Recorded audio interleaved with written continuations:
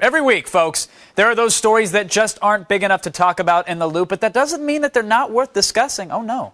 It's time to bring together the best minds and get the rest of the story. It truly was the best week ever. Folks, it's The Loop Week in Review. Look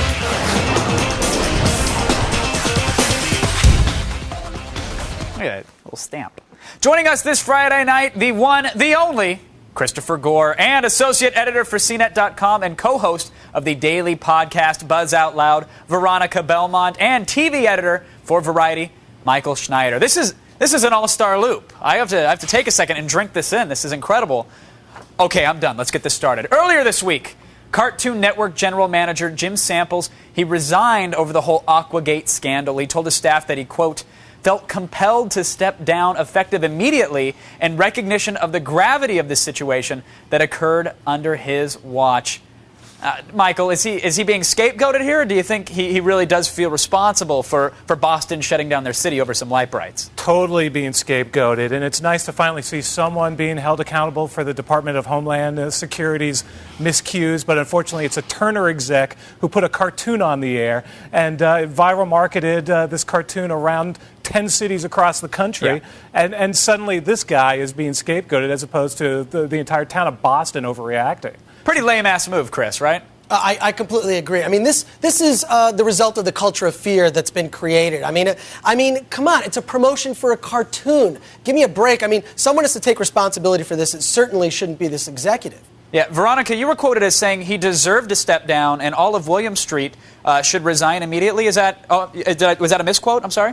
That is absolutely a misquote. Come on now. No, I lived in Boston for a long time, so I do feel kind of bad that they went through all that, fear and stuff. But at the same time, how many other cities had the same promotion going on at the same time? And didn't Time Warner already kind of take the fall and apologize for the whole thing? I don't understand why he has to step down now. A $2 million apology and some chocolates, I think. Right. It was more than enough. But all right, that's the Boston scandal. Now, we talked about this last week in The Loop. Steve Jobs believed that music should be DRM-free, and now EMI wants to sell their entire digital music catalog as MP3s without copy protection. Even Yahoo has come out now in support of non-restricted music. Veronica, does this mean that Steve could be winning his war? Is the battle over? Well, I hate to say I told you so, but it looks like some people are actually starting to listen. I mean, the only one who is holding back a little bit is Warner Brothers. They're still saying no way, and DRM all the way. Michael, do you think we're in 5 to 10 years, music is going to be completely unrestricted now? Well, I have a friend, wink, wink, who still illegally downloads music. So what does that happen to my friend? Stop winking at me, Michael. Okay. Come on. We all know I pirate the music here, and I love it. Do you think we're going to see unrestricted tunes, though? Well, it seems like that's the direction we're going.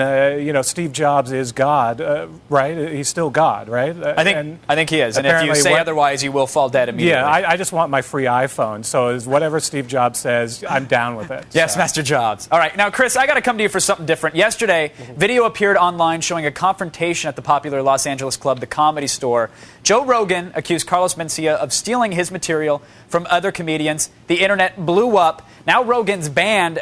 Did this peg on your radar at all? Do people care about the story because it makes Carlos look stupid, or do they just like seeing Joe Rogan confront somebody on stage and throw profanity around? Well, I'm not sure if average consumers care about it, but definitely comedians care about it because, stealing material from another comedian, I mean, that's worse than dating their mom. I mean, So I just want to say, by the way, stealing from another comedian is worse than dating their mom. Yeah. That's all I'm That's a good one, Michael. You stole my joke. Look, but I mean, look, I think the wrong guy's taking the fall in this case. I mean, Joe Rogan basically pointed it out. I mean, there's a video online showing him eating his words, basically. So I don't know why he should take the fall for that. It doesn't make any sense, but I'm glad that this video is out there to show people the truth. Veronica, should Joe Rogan just start doing Mencia's mom? Is that apt payback for this, or is it... Well, the evidence looked pretty bad when they showed the whole building the fence along the border situation joke. That was clearly not clearly stole the joke from Ari, the amazing racist, right, as he's known. So do you think the punishment fits the crime here? I don't know. I mean, I really don't know on this one.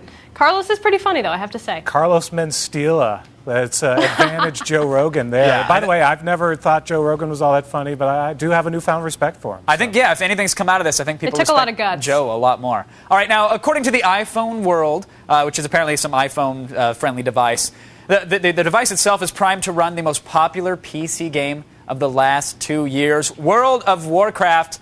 And I'm going to you, Veronica, because I know you're the WoW geek on the panel. Is this going to come to a phone? And if it does, are you going to play it while you're in traffic? And you're supposed to be text messaging like everybody else?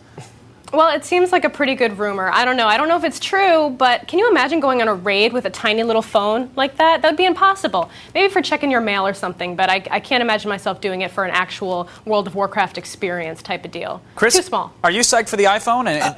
I'm actually not psyched for the iPhone. I mean, I really just want a phone that can work in all parts of Los Angeles, and there still doesn't seem to be one or a carrier that exists. So I think it's going to be too expensive, too restricted, and then adding, this game to it. Wow. I mean, I'm not a WoW player, but I don't need more of this extra stuff on the phone. Kevin, did I mention that Steve Jobs is God? And by the way, you can send your iPhone to me, care of Attack of the Show. Yeah, they can. I swear, cool. I'll make sure I pass it on, Michael. You don't have to worry about that at all. It'll definitely see its way into your hands.